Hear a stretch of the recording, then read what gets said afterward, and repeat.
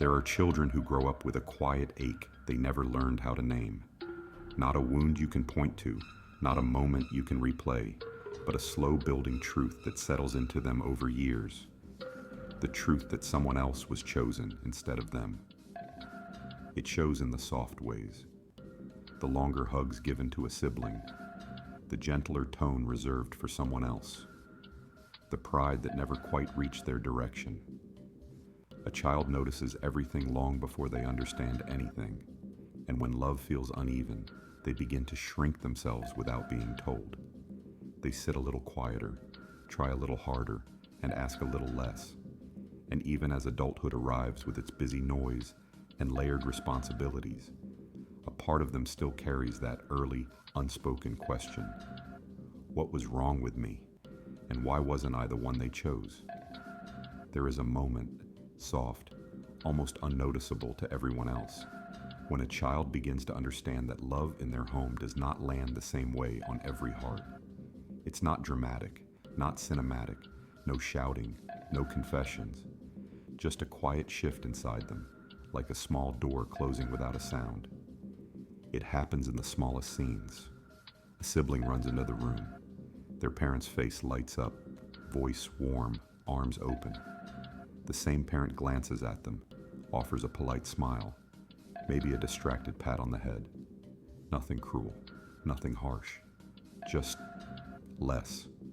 And children understand less long before they understand why. They feel it on birthdays, when the excitement is louder for someone else. They feel it during ordinary afternoons, when praise is handed out generously to one child, but sparingly to them. They feel it in the way their small victories go unnoticed, fading into the background as if they were expected, predictable, unremarkable. At first, they try harder. They draw pictures, do chores with extra effort, learn to read early, speak politely, smile on cue. They present themselves like little offerings, hoping something they do will finally shift the balance, finally tilt affection in their direction. But love that is already leaning rarely adjusts itself for effort. So the child makes an internal decision, one they don't fully realize they're making. If I cannot be chosen for who I am, maybe I can be chosen for who they want me to be. It's the beginning of becoming the pleasing child, the responsible one, the helper, the observer, the one who listens more than they speak, the one who learns to predict moods before they form, the one who senses tension before the adults do. And while the world praises this behavior, calling them mature, disciplined, well-behaved, no one sees the emotional cost, that this goodness was carved from longing. Because all they ever wanted was simple, to be seen with softness, chosen with intention, held with the same tenderness given to someone else. But children don't know how to ask for that. They only know how to adapt. Some shrink. Some become invisible, taking up as little space as possible. Some become exceptional, hoping excellence will earn affection. Some become endlessly patient, believing love arrives only for those who wait quietly. And when they finally notice the difference between how they're treated and how someone else is treated, the realization doesn't come like a sharp strike. It comes like a slow ache, a subtle distance, a quiet observation, a feeling of being almost enough, but never fully invited into the circle of closeness. When friends at school talk about their parents, the unchosen child feels something strange, like their own family is a room they stand outside of, watching through the window. They see joy happening. They see warmth being shared, but they feel an invisible barrier between themselves and the place where love flows freely. They learn to pretend it doesn't affect them. They laugh, study, play, and grow. But beneath all of it lies a truth they sense too early, that love in their home had a hierarchy, that their spot on the ladder was assigned before they could speak, and that no matter how kind, loyal, or gentle they became, they were never the child whose presence softened the room. This chapter of their life becomes the lens through which they view everything that comes afterward. Relationships, friendships, opportunities, self-worth. Because the moment a child realizes they weren't the chosen one doesn't just shape a memory, it shapes an identity built quietly, tenderly, unknowingly, one that will follow them through adulthood until the day they finally look back at their childhood and understand what that moment truly meant. Every story of an unchosen child begins long before the child is even born. The roots are buried in a place they never saw, shaped by people they never fully understood. Because favoritism doesn't appear out of nowhere. It is inherited, absorbed, repeated, carried quietly across generations like an unfinished story. Some parents choose one child because that child mirrors the version of themselves they wish they were. Others choose a child who feels easier to love, less complicated, less sensitive, less triggering to their own unresolved wounds. And some parents choose a child accidentally, not out of cruelty, but out of emotional limitation. A parent who grew up starving for affection may give all their warmth to the child who feels familiar, the one who reflects their own softness back to them. Another parent who grew up under harsh expectations may bond with the child who excels, the one who calms their fear of being not enough. Sometimes favoritism forms around temperament. A quiet parent choosing the quiet child, an expressive parent choosing the expressive one. None of this is the unchosen child's fault, yet it becomes their burden. A child does not know that adults carry their own histories. A child does not understand that their parents' love has limits shaped by experiences that came decades before. A child only knows one thing. If love feels uneven, the reason must be me. This is how the story begins.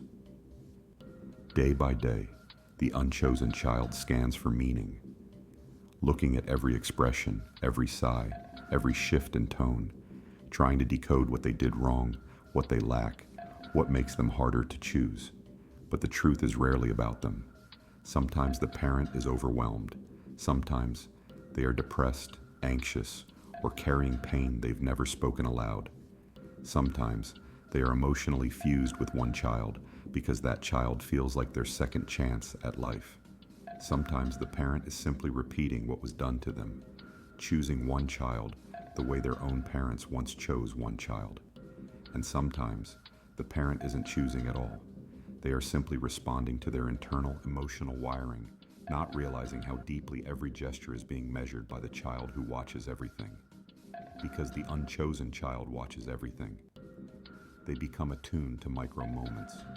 Who gets the longer hug? Who gets listened to more carefully? Who gets rescued from consequences? Who gets comforted first?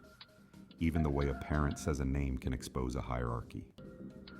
The origins of favoritism are almost always quiet, soft, unintentional, but the impact is not. It creates a split inside the unchosen child, a split between who they are and who they believe they must become.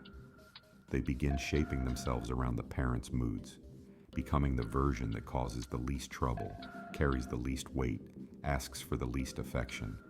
They call it being easy. Adults call it being mature.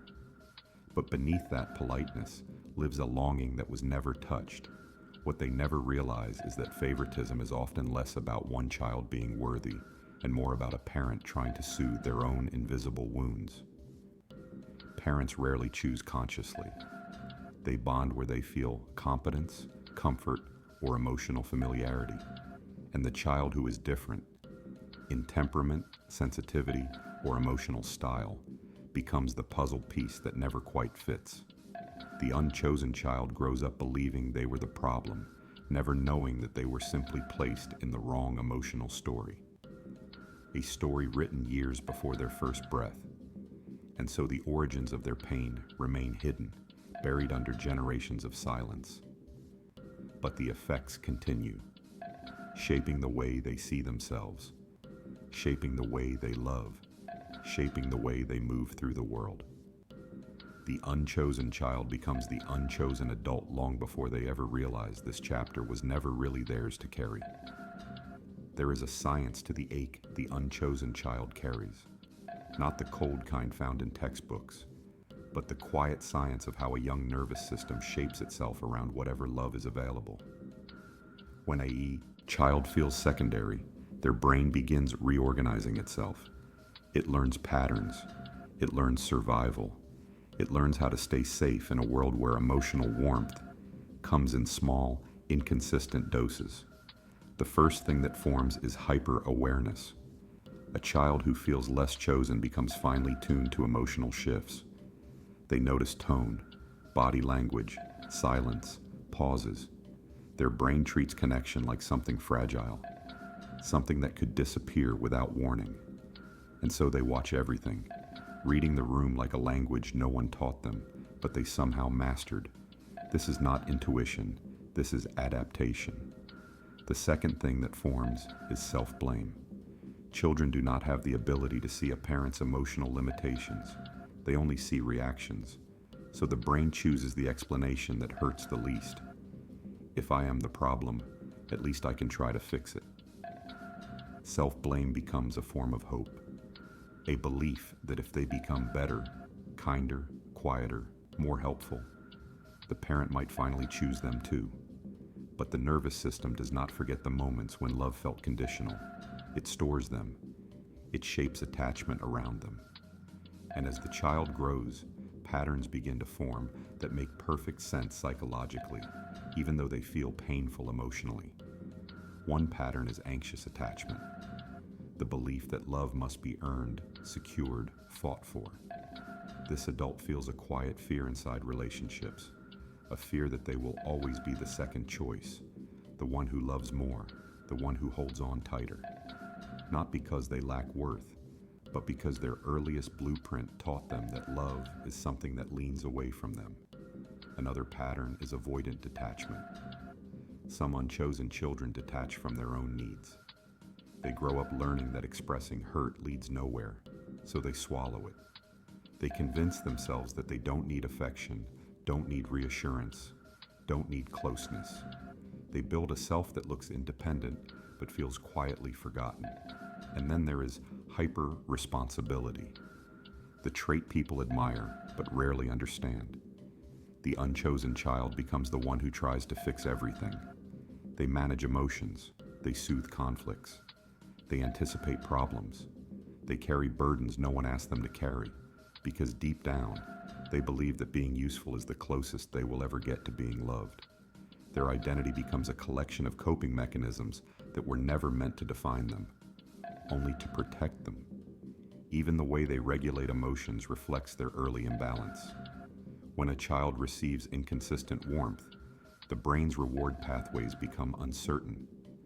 And so the adult may struggle to feel deserving of good things, always waiting for a shift, a withdrawal, a sign that delight will be taken away. This is not weakness. This is conditioning. The unchosen child grows into an adult who often excels, not because they feel inherently worthy, but because achievement became their language of belonging. They learn to outrun their pain with productivity. They learn to quiet their emptiness with success. People admire them for it, never realizing that the drive came from a place of scarcity, not abundance. Even in relationships, their nervous system stays alert. They fall for emotionally unavailable partners, not because they want distance, but because the distance feels familiar.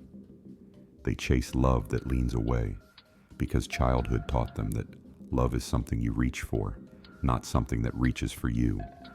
And throughout adulthood, their self-worth becomes something fragile, something easily shaken by rejection, silence, or being overlooked. But the psychology behind all of this has one gentle truth. Nothing about these patterns came from a flaw within the child. They came from a brain doing its best to survive a home where affection did not land equally. These patterns are not the child's identity. They are the echo of a childhood where someone else was chosen first. Adulthood arrives, but the child inside does not disappear. They simply learn how to walk in bigger shoes, how to speak with a steadier voice, how to hide the quieter tremors that live underneath their calm exterior. From the outside, the unchosen child, now grown, looks functional, composed, even admirable. People come to them for advice, for stability, for comfort. They are the dependable friend, the patient partner, the quiet backbone in every group. But inside, a different story continues. It shows up first in the way they respond to praise. Compliments make them uneasy. They smile, but something in them flinches, as if the words were meant for someone else, as if being seen feels too bright, too exposing. Praise touches a part of them that still believes they weren't the one worth choosing, so they soften their reactions, deflect, shrink. Then comes intimacy, when someone truly tries to love them, not casually, not half-heartedly, but with presence. They don't know what to do with it, because closeness is the one thing they always wanted, and the one thing their nervous system never learned how to trust. They lean in, then pull away, reach out, then retreat, not because they don't care, but because affection activates a memory the body still remembers. Love is something given to someone else first. This becomes their inner conflict, a tug of war between longing and fear. They want to be chosen, but when someone chooses them, their heart whispers warnings. They analyze tone, study pauses, interpret silence as danger. They brace for disappointment before it arrives. Sometimes they even push people away gently, quietly, hoping to soften the blow of an ending that hasn't happened yet. This resistance isn't intentional. It's protective, because being chosen feels unfamiliar, and unfamiliar things feel risky. They enter relationships where they do most of the giving, where they listen more than they speak, where they care more deeply than they allow themselves to admit. They become attracted to people who are emotionally distant, not because they enjoy suffering, but because distance feels like home. They understand how to navigate coldness, how to earn crumbs of affection, how to survive uncertainty. But when love is offered without hesitation, they panic. It short-circuits the survival map they grew up with. And so they tell themselves stories. They'll leave eventually. I'm too much. I'm not what they really want. Stories they learned in childhood, stories that stayed. In friendships, the conflict is gentler but still present. They become the emotional anchor, the reliable one, the listener, the quiet caretaker. They rarely ask for help in return, not because they don't need it, but because they learned long ago that their needs were the ones least likely to be met. A strange loneliness grows inside them, not from lack of people, but from lack of being chosen with intention. They feel surrounded yet separate, present yet unseen, included yet emotionally distant. Even choices in adulthood carry this old pattern. They may stay in jobs where they are undervalued, not realizing they're reenacting the same dynamic that shaped them. They tolerate less, accept less, expect less, because their childhood taught them that less is what belongs to them. And still, beneath all of this conflict, there is a quiet strength, a resilience so woven into their bones that they no longer recognize it as resilience. They simply call it surviving. But inside, the unchosen child continues to live with one hidden struggle. The belief that being loved is possible, but being chosen, fully, deeply, intentionally, is always meant for someone else. This internal divide shapes their relationships, their self-worth, their emotional boundaries. A conflict not loud enough to disrupt their life, but persistent enough to shape every corner of it. A conflict born not from the truth of who they are, but from the echo of who they once believed themselves to be. Every unchosen child eventually reaches a moment, not dramatic, not explosive, but deeply quiet, when something inside them pauses. A moment when the old ache rises again, not as pain, but as recognition.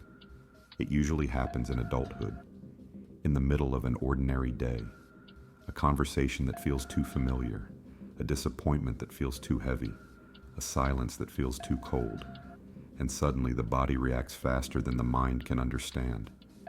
They feel a tightening in their chest, a sinking in their stomach, a sense of falling, even while standing still. And without meaning to, they whisper to themselves the same old fear. Here it is again. But this time something is different. Instead of blaming themselves, instead of trying to fix the moment or adjust their behavior, they begin tracing the feeling backwards, like pulling on a thread they've ignored for years. Why does being overlooked hurt more than it should? Why does someone else receiving affection feel like personal failure?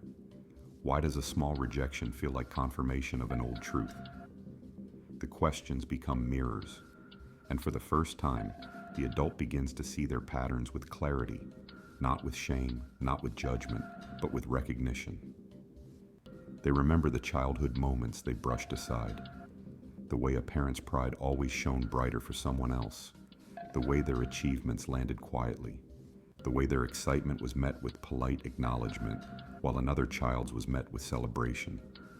They remember the unspoken rules, that they should not need too much, that they should not ask too loudly, that their job was to make everything easier, to be the child who didn't disturb the delicate balance of the home. And they begin connecting the dots, the uneven love, the temperaments that didn't match, the wounds their parent carried, the way affection flowed toward one child like warm sunlight, while reaching them only in shadows. This realization doesn't arrive with anger, though sometimes anger will come later. It arrives with understanding, a soft awakening, a quiet widening of the perspective they've lived inside for so long. For the first time, they see their relationships clearly, why they chase emotionally unavailable people, why they settle for being the second choice, why praise feels suspicious, love feels dangerous, and consistency feels unreal. They notice how they apologize too quickly for things that were never their fault, how they try to earn affection even when affection is freely given, how they brace for disappointment even in moments of joy. And slowly, with a gentleness they didn't know they possessed, they begin to understand that this isn't who they are, it's who they became, a survival adaptation, a childhood blueprint, a story they never chose to carry. The moment of recognition is not a single point in time. It is a slow unfolding, a soft peeling back of layers, a realization that feels both painful and relieving, because part of them always knew. They just didn't have the language for it. They begin seeing their younger self more clearly, not as the child who failed to earn love, but as the child who never received love designed for them. Not as the child who was difficult, but as the child who was misunderstood. Not as the child who wasn't chosen, but as the child who was never given the opportunity to feel chosen. And this quiet recognition becomes the doorway, not to healing yet, but to truth. A truth that sits softly in their chest. It wasn't me. It was never me. This understanding doesn't erase their pain, but it gives the pain context. And sometimes, context is the first flicker of freedom. Because once you recognize the pattern, you can no longer pretend it isn't shaping your life. And for the first time, the unchosen child, now an adult, begins to see themselves with a tenderness they were never offered, but always deserved. There comes a stage when the story of being the unchosen child begins to loosen its grip, not because the pain disappears, and not because everything suddenly makes sense, but because the adult finally steps far enough away from their childhood to see it with clearer, softer eyes. This is the stage where the story is no longer something they live inside, but something they can look at, slowly, gently, without force. They begin to understand that their childhood wasn't a reflection of their worth. It was a reflection of their parents' limitations. Limitations shaped by exhaustion, fear, trauma, personality clashes, and wounds passed down like heirlooms no one asked to inherit. For the first time, they can see their parent not as an all-knowing figure, but as a human being who was stitched together by their own unhealed experiences. A human who favored one child because that child felt familiar or easier or emotionally safer. A human who struggled to connect because they never learned how. This reframes everything. The adult begins to understand that the lack of affection was not proof of their unworthiness. It was proof of the parent's emotional exhaustion, that the uneven love was not a verdict, it was a limitation, that their quiet ache was not caused by something they lacked, but by something the parent lacked long before they were born. This realization doesn't excuse the harm, it simply places it in context, and context softens the edges. They begin to revisit their memories, not to relive them, but to reinterpret them. The moment their parent dismissed their excitement, now seen as a parent distracted by stress, not a child unworthy of joy. The birthday where they felt invisible, now seen as a parent overwhelmed and emotionally absent, not a child undeserving of celebration. The constant comparison to a sibling, now seen as the parent repeating the roles they grew up with, not a child failing to measure up. Nothing changes factually, but emotionally, everything begins to shift. Reframing doesn't rewrite the story, it rewrites the meaning. And this subtle shift allows the adult to rediscover pieces of themselves that were buried under years of self-blame. They begin noticing strengths they never credited themselves for. How their sensitivity was not a flaw. It was the result of growing up hyper-attuned to emotional currents. How their empathy grew from observing pain too closely. How their resilience came from surviving on limited affection. How their quiet depth was born from years of internal reflection. How their ability to care so deeply was shaped by knowing what it feels like not to be cared for enough. These traits were not gifts from their childhood. They were transformations forged by surviving it. And slowly the adult begins to see that they did not emerge from their childhood empty. They emerged with emotional intelligence, intuition, and a sensitivity that allows them to notice what others overlook. The unchosen child did not break. They adapted. And now, reframing their story helps them see that the way they survived says more about their strength than the way they were treated says about their worth. With time, the adult begins to hold their younger self differently, not with criticism, not with shame, but with compassion. They picture the small version of themselves, the child who tried so hard, who learned to stay quiet, who carried disappointment in silence. And something inside them softens, because the adult can now see what the child could not. They were never unchosen, they were simply unseen. And being unseen is not a judgment of value. It is a failure of the environment, not the soul. This is the beginning of integration, not dramatic, not sudden, but slow and steady. A process of placing each memory back into its proper place without letting it define the future. The story is still theirs, the ache is still real, but the meaning is no longer the same. And in that difference, a new kind of quiet freedom begins to grow. In the final stretch of the story, something gentle begins to unfold. Not a dramatic transformation, not a sudden rush of healing, but a slow settling inside the heart, like dust finally calming in a room that has been walked through for years. The adult who once carried the ache of being unchosen now stands at a distance from their childhood, not detached, not bitter, but aware of how deeply they were shaped and aware of how much they survived. This awareness doesn't erase the past. It simply makes room for softness. Because the truth is, some wounds never fully close. They don't need to. Their purpose was never to disappear. Their purpose was to guide the person toward understanding, toward themselves. As they look back, they can finally see the layers of their own becoming. They see the child who tried to earn affection through goodness, the teenager who hid their need for validation behind silence, the young adult who mistook inconsistency for love, and the grown person who still felt a tremor whenever they were faced with the possibility of being chosen. And then, quietly, they notice something else. They have always been growing around the wound, not in spite of it, but through it. The unchosen child became the observant one, the reflective one, the emotionally intelligent one, the one who can sense sadness in another's voice even when it's hidden behind a laugh, the one who notices the lonely, the overlooked, the forgotten. because they once lived in that place themselves. These qualities are not side effects. They are evolutions, evidence of a heart that learned how to feel deeply even when it wasn't fully held. In this closing chapter, the adult begins to understand something profound. They were never missing anything. They were never lacking anything. They were never less lovable than the child who was chosen. They were simply waiting in a home where someone else received the love that should have been shared. Now, with time and reflection, they can finally separate who they are from what they experienced.